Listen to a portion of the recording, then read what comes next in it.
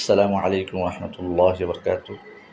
দূরের এবং কাছের যে যেখান থেকে শুনছেন সকলকে জানাই আন্তরিক মোবারকবাদ। আজকে খুবই গুরুত্বপূর্ণ একটি মাসআলা নিয়ে আপনাদের সামনে আলোচনা করব। মাসআলাটি হচ্ছে কুরবানির পশুর বয়স কত হলে কুরবানি করা যেতে পারে। তো এক্ষেত্রে কুরবানির পশুগুলোর বয়স শরীয়ত কর্তৃক নির্ধারিত রয়েছে। ওট নর হোক কিংবা মাদি 5 বছর হতে হবে। গরু মহিষ কমপক্ষে 2 বছর হতে হবে। ছাগল ভেড়া দুম্বা 1 বছর হতে হবে। উল্লেখিত পশুগুলোর বয়স থেকে একদিন কম হলেও তা দ্বারা কোরবানি করা সহিহ হবে না।